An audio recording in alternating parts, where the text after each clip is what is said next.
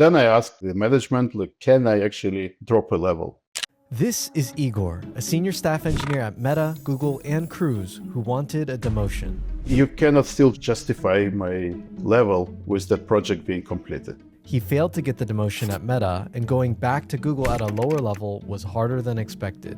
They don't have a process for bringing people at a level down, but they made it possible for me. We went over that experience and some transparent discussion across levels. Which engineering level has the best quality of life? There are many things that can go wrong when you share stuff like this. What makes you willing to share? Here's the full episode. You mentioned in a post, a pretty famous post that I'll link so people can see, that Meta didn't have a process for demotion and you were looking for demotion. Can you talk about what led you to wanting a demotion at Meta? Yeah, so when you join a big company, Meta is not the exception here, but you're joining a big company at a very high level, like senior staff. There are certain expectations from your performance, right? Come performance review, like at Meta, it's called PSC. You're being judged against other senior staff engineers in the organization, right? And Meta, as of a year ago, they started to like lay off people, like, you know, they started doing the Amazon thing, essentially, like, let's lay off the 10% lowest performers.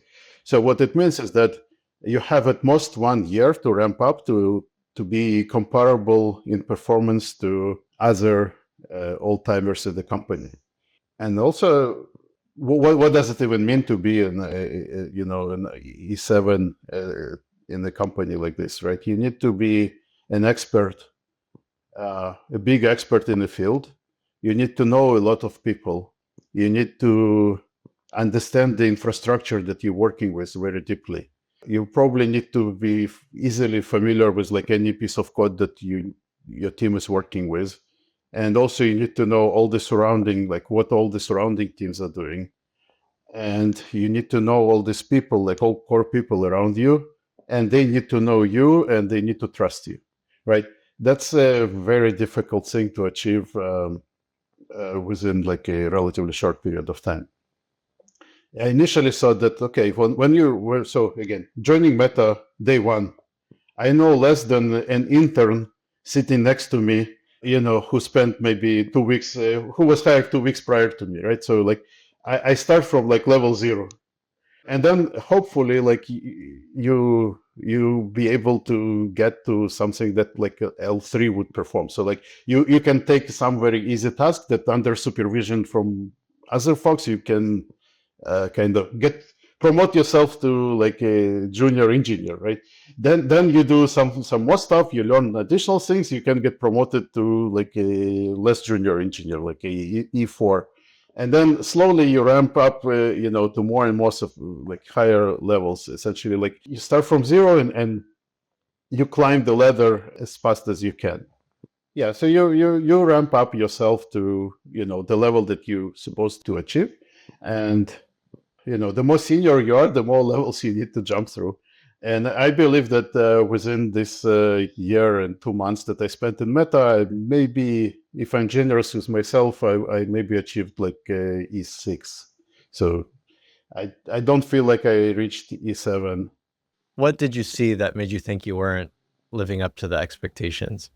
It's self-judgment, mostly, right? You know, this scale where we call numbers, it's not like quantum states, right? There are many things in the middle, right? It's a continuous scale, so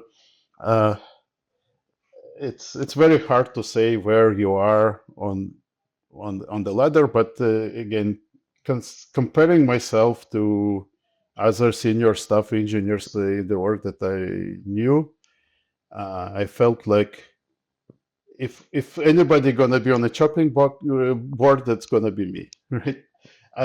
Plus, and so that was one thing about this you know, ramp up process. And the second thing, I also noticed that I really enjoy doing like the coding stuff, like just sitting down debugging things. Like that's what I really loved about the job. So during my ramp up, when I was around like E5, E6 territory, that's what I really wanted to do, right? I felt like as a, as someone who was programming from age of 12, I really liked like coding, debugging, designing, mentoring more junior people, but like a senior staff engineer, it's more than that. It's like a leader who, like, spends most of the time in meetings and design docs and touches much less code, and it's a slightly different type of work. And just by going through this process, I realized that I want to be in the E5, E6 territory, and then I asked like the management, like, can I actually drop a level? And I understand that for the company, it's a difficult thing to implement because I already have some granted stock. I have a certain compensation package, and so how do you how do you execute that? It's not a well-polished process. I know that they can switch levels when you go from like one title to another. So like let's say you were a director and you want to become an IC. So they do have some of that like demotion process, and I frankly I don't know how they do it. But yeah, like staying in the same job category and dropping level, just like they said it's not possible. I see. So when you asked if it's possible for demotion, your manager went to HR, and kind of the result was it's just an impossible thing to do. I asked the question and I got the answer no. Maybe if I pushed harder, if I like went to talk to the VP or something, they would have made it possible. But at the same time, I also felt like I'm too far outside of my comfort zone. And before coming to Meta, I worked a little bit at Cruise, and before that I worked at Google for 14.5 years, and that was my comfort zone. I just had this option that like the easy way out, essentially, right? It's I had a recruiter who was contacting me periodically, like, are you ready to come back to Google? So this time I just said, yeah, let's talk. When you were at Google and at Cruise, you were at these senior levels as a senior staff engineer. What's the difference that makes it so that you can perform there, but not at Meta? So when I came to Google, I started from the lowest E3, like L3 level, so it's junior software engineer. And slowly over the many years, I raised through like promotions, many times failing, like to get promoted, and then a year or two later asking again, and then climbing the ladder. My last promotion to senior staff happened because I was able to accomplish something big in a project that I worked in that project for several years, so I was already like an expert. I knew everybody, right? Everybody knew me, and I was able to build something that I can be proud of. But again, coming then leaving Google and going to Cruise, it was also very difficult for me to ramp up there because you're starting from zero. And the first year was very difficult for me in Cruise, but over time I found like a relatively safe, found some comfort zone there until Cruise as a company went bad. Like they had the accident, and then they had layoffs, and then like people were just quitting all the time, like losing people. So I decided that I want to leave as well. But before the accident at Cruise, I actually was quite happy. I was able to do some coding. I was able to do like mentoring of other folks, and I was able to also like act as an 𝗵𝗵𝗍 a little bit, like guiding the team on things that they need to do. You successfully ramped up to senior staff at Cruise, and then at Meta it was a bit harder. What were the differences between those two ramp ups in your opinion? Cruise was a smaller company, so less infrastructure to learn. The team is like less crowded space, I would say. Like you can easily carve out space for you to grow into. Like, you know, like there is lack of people, and you can say, okay, well, this project needs someone to work on, and you can just go and work on the stuff. At Meta, I felt like it's quite crowded, like especially among the senior folks. It felt a little bit like they have too many, frankly. At least in the org where I worked. So I don't know about all of Meta, but it felt like the space is a little bit crowded. You need to find scope for yourself. Is there anything that you would have changed in your onboarding process that could have made things different? Probably. Again, I didn't switch companies that many times in my career. I started at Google, spent so many years there, then I only switched like Cruise and then Meta. So I'm not very well experienced in switching companies. And essentially, you know, this whole ramp-up process is new to me. And I also felt like the management at Meta also doesn't know how to onboard senior folks, because most of the senior folks in the company, they grew within the company to those senior levels.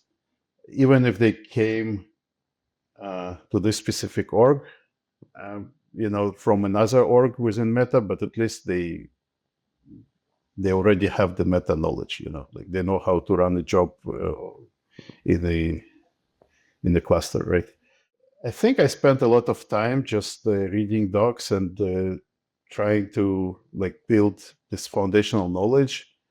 I think I spent too much time doing that. Like it is much better to just get your hands dirty and just try doing stuff, like, you know, and then like doing those things in parallel. Like you build something, accomplish some tasks, and also you're learning in parallel. And I did more of the learning part, less of the building. Yeah. Is there something that you wish was done, or maybe something that would have helped you from the manager side? Just guiding me, right? If they say like, oh, this other person just ramped up like, you know, three quarters ago, and here's what they did, I would have followed that recipe. We just didn't have the recipe. Like I don't have any complaints against my management. Like they, you know, they try to support me the best. They just also lack this expertise of like ramping up with senior folks, you know. So it was a learning experience for all of us. I've heard in conversations with some other people as well that I guess job mobility as a senior IC actually becomes progressively riskier, or maybe scarier, I guess, because you get so used to your existing org and all of that. Is that something that you've seen in other people, or like peers and as well, in that senior IC job mobility is a lot tougher?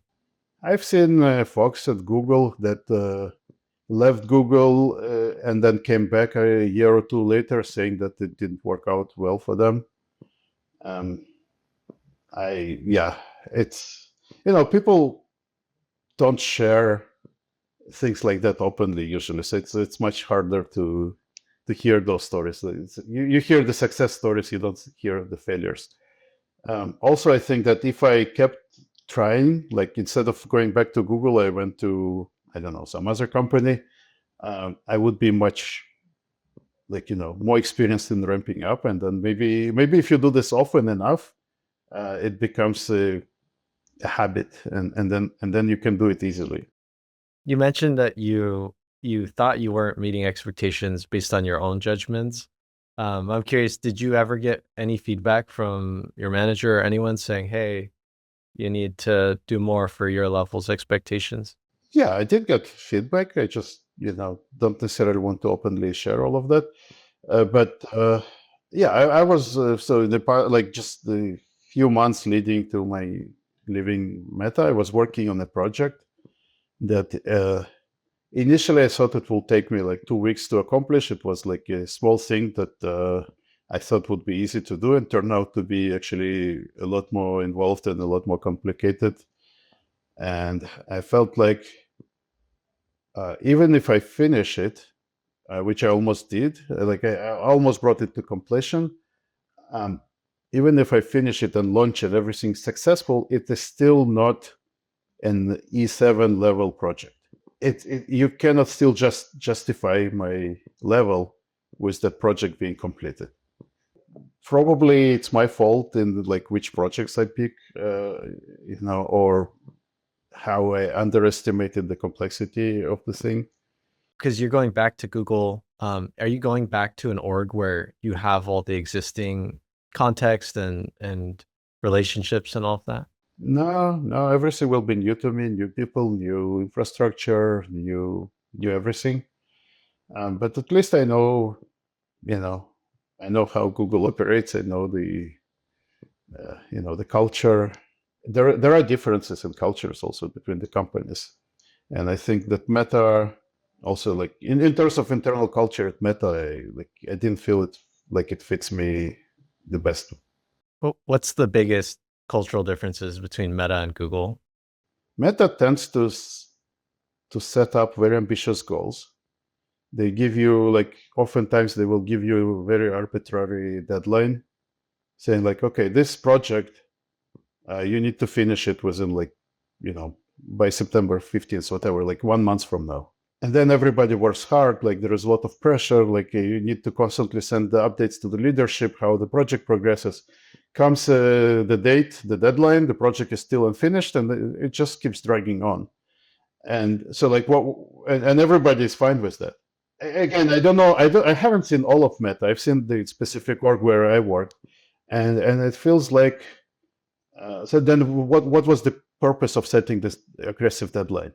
Right, then like, are we like, you can do it once, but like after 5 times going through this project, through this like artificial pressure with like non-realistic goals, then people just say like, okay, you know what, 5 p.m. I'm going home. Like I'm not gonna try to work hard, because I know that there is like this whole pressure is artificial, right? I think in Google is much more reasonable in that regard. Like if there is a deadline, it's probably for good reasons, and people would work hard, but usually there will not be pressure. Again, talking about Google like as of 10 years ago, I'm not sure that it's still true today, but you would be pressured to fix something or to accomplish something when there is really exceptional case for that. Like you wouldn't be pressured to work under pressure, for years. Yeah, I mean, I get the sense that the industry as a whole is kind of becoming a little bit more intense when it comes to execution and deadlines. I've heard some people saying that Google as well has felt a little bit of pressure too, but hard to say. It depends on the org, I'm sure. Yeah, it could be. And again, I didn't feel personally much pressure at Meta, but just talking to other folks, seeing how they work and operate, and as I said, there is this cultural thing where the leadership wants like updates and everything, and then the people on the ground, they actually kind of dismiss it essentially. Like it's like it almost feels like a elementary school, like where the teacher is yelling but kids are still playing. Like if you're yelling too much, it stops working essentially. If you constantly put pressure on your people, it just doesn't work anymore. Like, so what do you do next? You start laying off people. Yeah, it might work to some degree, but again, people adjust to everything. That's crazy. You mentioned that when you reached out to Google too, you explicitly asked for kind of a demotion or going back as a L6 when before you were an L7. Was that a challenge, or was that just a very straightforward process with the recruiter? It was a challenge for the recruiter to also make this happen, because they have a process for bringing people in back at the same level or even like level up. They don't have a process for bringing people at a level down, but they made it possible for me. Again, I can totally see how like a person comes back and says like, I want to be a level down. It's like there might be some red flags. There might be, things that I'm not telling. It's a gamble for a manager to hire a person like that. Also, just by giving me offer at the level down, they understand that they will not be able to match my compensation, the previous place. So like, would I even accept it? Right. So I had to like assure my recruiter that, yes, I'm happy to accept the offer at the lower compensation. Like, a lot of people will not do something like I did because it's like a significant drop in compensation. You mentioned stuff that people might be hiding from the recruiter. What comes to mind when you mention that? I don't know. Maybe you did something in the company that you like a fireable offense or something. Like I don't know. Like if you're a manager and somebody comes to you with like saying like, yeah, previously I was this level, now I want to be level below, please hire me. It does sound fishy. Like, why don't you, like, what's wrong with you? Like there are so many companies out there. Like, why would you come back to this company? Like, why don't you try something elsewhere? Like, I don't know what questions popped up in my hiring manager's head when he saw this. Google's current process, do they do host matching, or what was did you meet up with the hiring manager beforehand, or is just through the recruiter? The recruiter sent me a few openings and asked me which ones sound interesting. I spoke to a few hiring managers. One was sounded like the best match for me, and then I spoke to a few engineers on the team. Then I spoke to the manager's manager, and that was it. So another nice thing for me is that they didn't require me to re-interview. Oh, interesting. But it had been like 3 years, maybe? Over 3.5 years. So yeah, they didn't ask me to re-interview. That was another interesting thing that they said, like, if you're coming back as E7, you definitely don't need an interview because you were already L7. But if you're going to be like L6, then you might need to do a coding interview because who knows if you wrote code that, while you were out. That's kind of funny. Yeah, I got an exception from coding. I see. That's funny. You got promoted out of competence in the lower levels. Yes, but it's understandable when people like go to higher levels, they write less code, and maybe they get rusty. Who knows?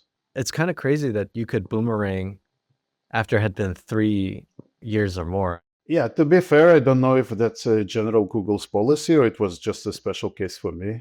I don't have any friends that did this recently to understand if like they did it for anybody else.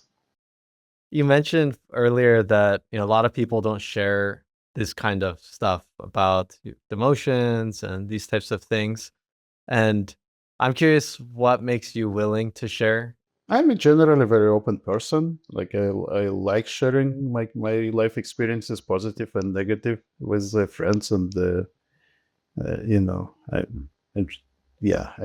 generally quite open, and also I'm quite confident. That's another thing. Like you wouldn't share if you worried about your career, if you're worried about there are many things that can go wrong when you share stuff like this, right? So I'm very privileged, essentially. I don't need the work visa, so I can live in this country without being attached to a certain employer. My spouse has health insurance. My kids are already grown up and off to college, and I don't have mortgage on my house. So like I can afford not to work for a few years. I can, I don't. I'm fine with like if let's say I said something in this chat right now, and Google says we don't want you for some reason. Like I'm totally fine. I will just. So that's a position of privilege, right? Definitely. I mean, you're free. Yeah, you're entirely free. You're your own person, which is awesome. Yeah, so that's a position of privilege that many other people wouldn't have. So, I if another person asked me like, should I post about my challenges at work, I would probably say no. Like unless you feel so safe and secure. And I mean, you mentioned at Google you were asking for promos. You went from their lowest level up, and you were pushing and pushing for promos. And that's a very different mindset from now, which you are kind of pushing for demotion. I'm curious, did something major change that made you not motivated to go for promos anymore in your career? Essentially, if you are a senior engineer, right, at E5 or E4, you don't even know like what's the life of like 2 levels above you looks like, right? You probably you can imagine what happens at like 1 level above you, but it's very hard to see like what does a principal engineer do. Like most people don't know, and I don't know. By going through this, like I realized that my happiest time was when I was like working in a relatively small team, doing a lot of coding, debugging, designing, mentoring more junior folks. That's where I felt the happiest. Let's say money is not a constraint at all, and it was just which engineering level has the best quality of life, in your opinion. Which one would you say? Senior engineer like E5, L5. Yeah, that's probably least pressure. You're still shielded by, probably like if you're working on a team, you probably have a TL who is E6 on the team who, sends all the updates to the upper levels, like and shields the lower, like the team from all this stuff. You have the management, also like the lower level managers who shield you from all this stuff. So you can just do the stuff that hopefully you enjoy what you're doing. Like not everybody enjoys doing work. Like a lot of people do it just for money. But I was programming since I was 12 years old. So I really like this stuff. I got into this job because I love it and it happens to pay well. So but I would do it even if it wasn't paying well. Like a lot of people come to software engineering because that's the money thing. So then if it was as easy to do, would your ideal situation be 2 levels of demotion? That's too extreme. I think I can still enjoy being like E6.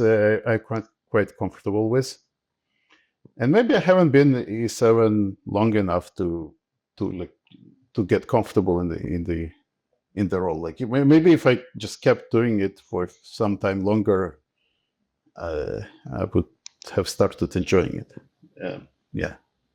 Like one thing is like was I really like imposter syndrome is something that everybody has regardless of what your level is. I'm sure Elon Musk has imposter syndrome. So I'm questioning myself, like was I really qualified to be E7, and my answer is like partially yes, but not fully. It's like a multi-dimensional thing, and in some dimensions I probably was good, and in some dimensions was not as good. You mentioned working with other peer ICs that were also really high level. Is there skills that you saw that they had which would have closed the gap for you personally, or something that you thought made them so strong? It's often a mistake to compare yourself against a group of people. Like that's what gives you a lot of imposter syndrome, where you're saying like, oh, those people around me, they're so smart. They are so good at talking. They're so good at doing presentations. They're so good at communicating. They're so good at leading. But turns out that it's like one person is good at this, another person is good at this, and like you're comparing yourself against like a team of people. And so that's always you need to be careful not to make that mistake. So yeah, I think I given enough ramp up time, I would have been able to reach like full productivity and being useful to the company at E7. I just felt like I was not enjoying the ride, essentially, and I didn't have to.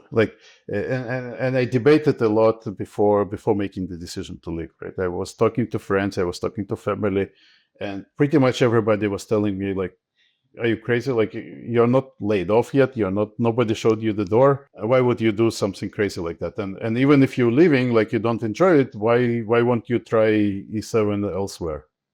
Like, why do you need to go level down?"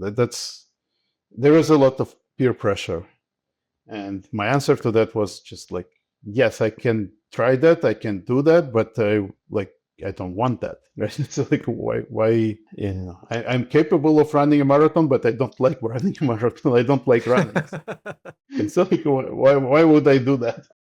You mentioned that you kind of rose through the ranks at Google. I'm kind of curious, what was the project that got you promoted to senior staff at Google? It was a project in ads.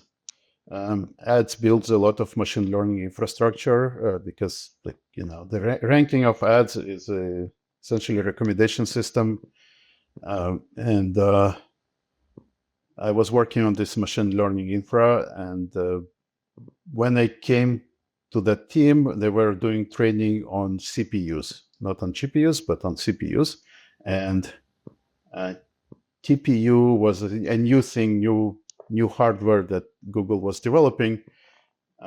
It was about to be released, like maybe a year or two when I joined the team. And my role was to make sure that this ads training infrastructure can run on those TPUs. And additionally, when you train machine learning models, the scale matters and the utilization matters, and there are lots of nuances that can, your model might be training, but things go wrong. It's online training, which is also like something that most people don't know. Like LLMs don't usually train in online training mode. So there are lots of experience on the team. Like the whole infrastructure that existed within that team was built for the CPU training, and it was polished over, I don't know, over 10 years. It was polished to be super reliable, super well monitored, unit tested. Everything is like very rigid, very polished, right? And here I am coming and building a completely new piece of infrastructure to run on TPUs, and it has to be as good as the old, as polished, as monitored, as tested, as reliable. So it was a big project, and it succeeded. Yeah, it's something to be like. I was proud of what I built, and so that got me promoted. What was the operating model of that project? Were you TL, or were you kind of writing a lot of it yourself, or how would you describe the execution? Yeah, initially it was like a quite exploratory project, so it was just two people. I was the TL plus one person, building like a prototype, plus a lot of people from other teams helping, like the TPU team, the compiler team. There are lots of other people who were helping us succeed, like the TensorFlow team. We were writing TensorFlow back then. It's also like where you need credibility. Like that's why knowing people and them knowing you is very important. Like trusting you. If you don't have that, you cannot succeed. So it's a really like cross-team collaboration, very big project. And again, hardware like this, you need to decide how many of these chips you want to order, and they will be delivered like 18 months from now. Before and right now you don't have any. It's not like you can like try out and see. So and those chips are super expensive, right? So it's a very risky thing to do for the company, and it's like a lot of risk-taking, a lot of leadership skills that needed for doing stuff like that. So you were on the, well, kind of the product team, not actually product. You were machine learning infra for the ads org. And then all the underlying infra teams were helping collaborate with you. Yeah. You mentioned compilers, maybe some training infra, other infrastructure teams. Yeah, and once the thing started working a little bit, the team grew quite a bit more. A lot more people joined the effort and like started like working, polishing. And then again, like a first generation TPUs comes in, and then they already tell you like we already designed the next generation will be coming, next year. So you're already rushing to adjust your infrastructure to the next thing. And that's like pretty much every year you're like upgrading your infrastructure. How did you test the initial builds of this infrastructure if you didn't have the chips to begin with? A lot of things were just about like input reading and processing, which you can do without having the chips. Like the difference between CPU training, where you have the CPU, and Intel CPU, they can do floating point arithmetic and integer arithmetic in parallel. So, and the floating point arithmetic is relatively slow. So input reading and processing was free on the same CPU. Going from that mode of operation to you have a relatively weak computer with 8 TPU chips. Each one of those TPU chips is like order of magnitude faster than the CPU that you had before. If several orders, I think it's like 2 orders of magnitude faster. Now there is no chance you can do the input reading on the host of those TPUs. So you need to like build the input processing pipelines and everything. But that's something you can test outside of like without having TPUs. Actually, we did many times. We did this test where people say next TPU will be like 2 times more performant than the previous one. And a nice test to test your infrastructure is to say like, okay, we will just remove all computation from our models. Just let's see how fast we can, feed the data in, take the outputs out, and process this whole thing. Like how fast your system can run if the TPU was infinitely fast. And that's a nice test to do to see that you don't have bottlenecks, and you do find a lot of bottlenecks all the time. Like things that previously were like the thing that schedules like which data to train on. It's previously was never like an issue, and then suddenly this is your bottleneck in the model, and many things like that. So if I'm understanding correctly, the TPU consumes data orders of magnitude faster than the CPU one. So everything around the processing unit, like the data loading and maybe the scheduling and all the other things that are around the TPU needed to be scaled and tested. And that's a lot of what you did to get promoted. Is that right? Yeah. Plus, there are always like funny things that you get where like certain resources are more available than other resources. For example, so you're training on some insane amount of data, petabytes of data. This data is stored on spinning disks because there is like not enough SSDs in the world. So spinning disks, if you look at the history of spinning disks, they're getting bigger in terms of storage space, but the speed at which they rotate is staying constant. And the speed at which the head moves is staying constant. So if I gave you previously, let's say like we go back in year 2010, a typical disk would be like maybe 200 gigabytes. And it has a certain throughput of how much it can read. Now fast forward to today, the typical disk is like 6 terabytes. So your data center has a lot fewer disks to store the same amount of data. But this throughput is like an order of magnitude less. So, and you're coming to the people responsible like on building data centers, and you say, I need more disks, not for storage, I need more disks for throughput. And you usually would hear an absurd thing that says, oh, disks are very cheap. Like compared to everything else in the data center, super cheap, but you cannot get them. You cannot easily go and buy like a few thousand disks and easily install them. Like you need racks, you need power, you need, oh,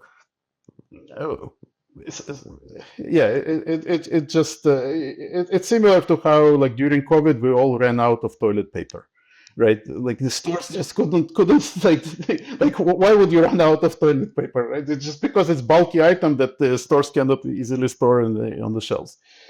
Right? So that's roughly it. You mentioned having to predict 18 months out how many TPUs you'd need. And I'm curious, when you look back on that prediction of how many you needed, did you over order or under order? Usually under. We try to be relatively conservative because like your main goal is to make money, right? Like with LLMs, if you look at this current world of LLMs, they just order more. Like we want more gigawatts of data centers. They don't even really like none of these companies is profitable with LLMs, right? They're all losing money, and they're all fine with that.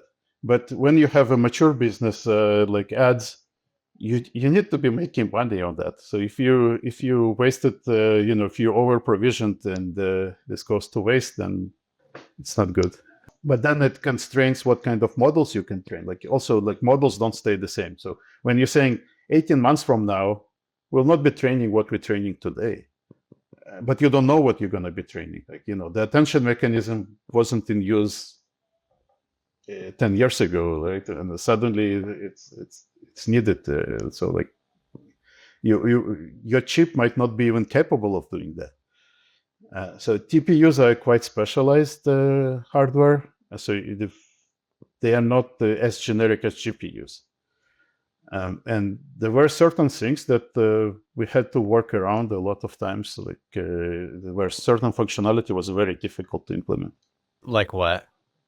Yeah, embedding lookups in certain types of embeddings where like, essentially the chip is very good at doing matrix multiplication and accessing memory by big chunks of memory, and then embeddings are things where you need sparse access, like random access essentially, and that's difficult to do in a chip.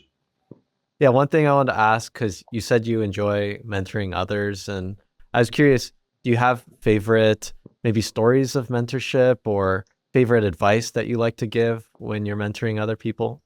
Well, I once had an intern on the team. I was also not very senior back then. I was like L4 maybe. And I had an intern that I hosted. And then later that intern converted to full-timer. And a few years later, he became the manager of the team that he interned in.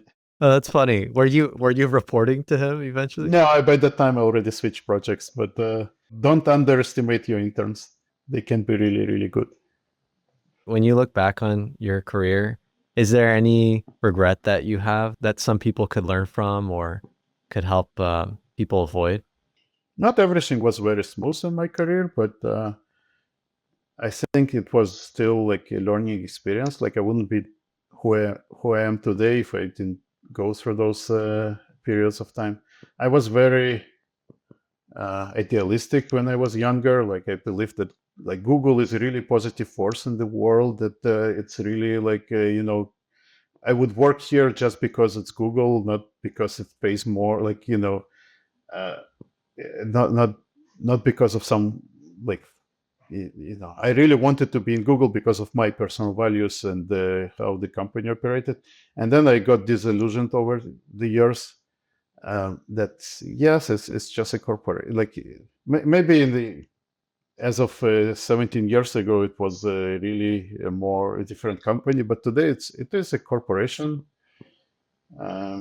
just like any other corporation. It has positive things, it has negative things, but what matters to the company at the end of the day is the bottom line on the financial reports, and they will do whatever it takes to get there, to increase that number.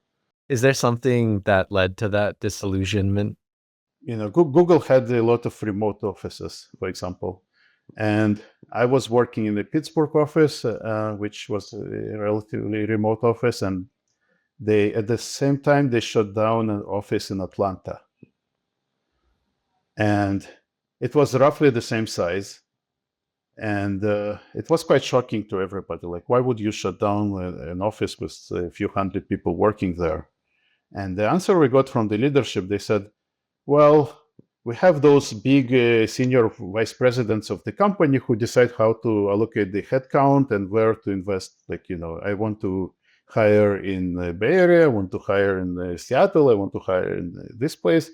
And just as so happened that the big lead who was sponsoring that Atlanta office decided to pull out, and nobody else was willing to take over the headcount of that office. So it was just like you feel like, yeah, at the end of the day, I'm just a cell in a spreadsheet. It's like there was very little empathy that company showed to those people. They said like, yeah, we can help you relocate if you want to other places, but if not, here's your exit package and good luck. And that was like many, many years ago, before all the layoffs that happened after COVID. And nowadays, people are much less, it's much more understandable that the company can lay off anybody just because this project here doesn't make sense anymore. We'll just like shut it down and let people go. Like this is now a common scene. It was not the case as of 10 years ago.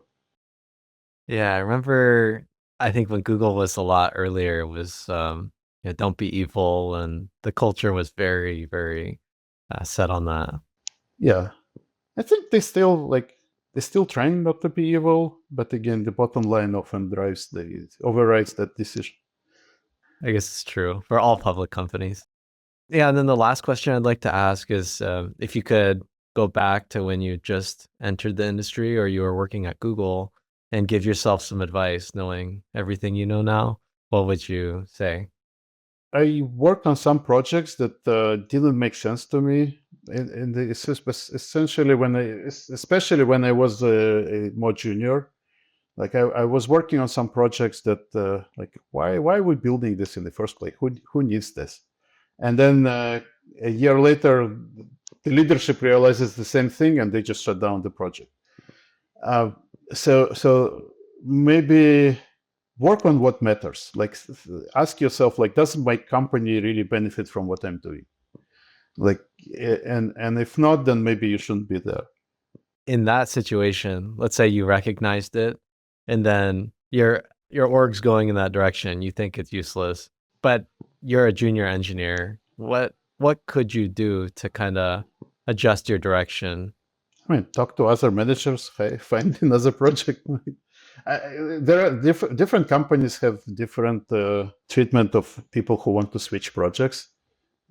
Before Google, I actually briefly worked at Intel.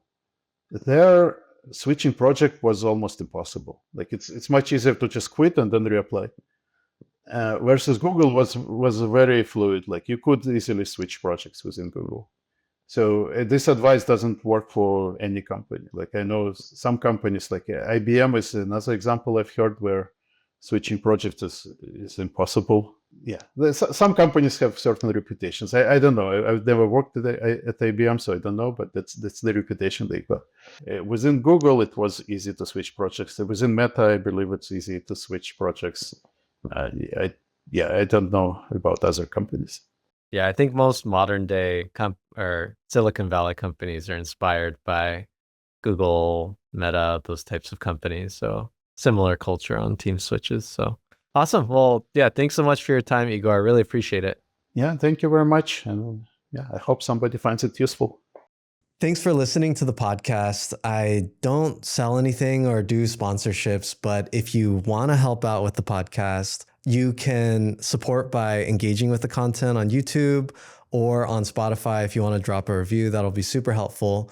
And if there's any guests that you want to bring on to, please let me know. I feel like sourcing very senior ICs, there's no well-studied list out there on Google that I can just search this up. So if there's someone in your org or at your company who you really look up to and you want to hear their career story, let me know and I'll reach out to them.